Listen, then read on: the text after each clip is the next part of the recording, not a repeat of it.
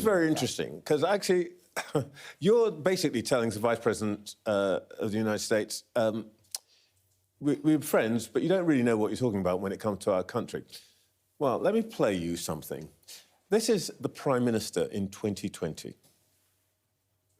Can I start by expressing shock and anger at the death of George Floyd? I do hope that next time he speaks to President Trump, he will convey to him the UK's abhorrence about his response to the events. Why is it OK for Starmer, and by the way, your colleagues, Shabana Mahmood, Sadiq Khan, all to express views about a death in an American city,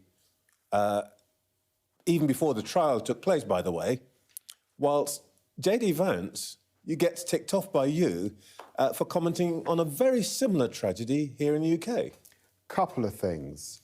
Overwhelmingly, the response to George Floyd was horror right across the globe. I remember we were all at home during the pandemic. It was horror. But that's not the question I'm asking. No, I'm explaining the context. That's the first context. The second context, of course, is that we are in government. The J.D. Vance is in government.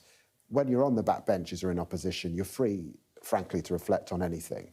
But I think there is a distinction. Oh, it's OK for the opposition to be irresponsible. No case is exactly the same. But but here we have a family who've asked for a specific response. I think it was right for me to remind the Vice President and actually also to note the response in Parliament.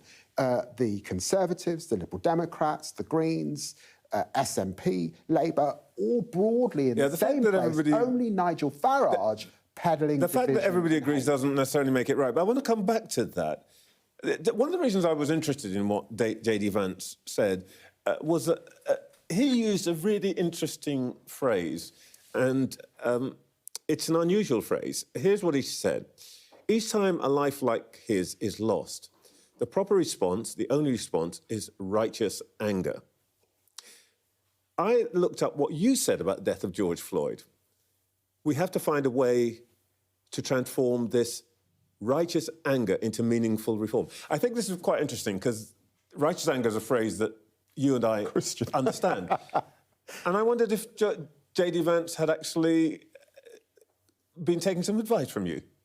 I do understand that phrase. And of course, a sort of deep pain and anger as a result of the death. But let me just give you an example of this. That's my point. You say that, it's fine, and then you tell, Mr. Farage, who's apparently now beyond the pale, for saying he didn't call for people to go and do things. He said that response that he would like to see is rage. Not that different from righteous anger.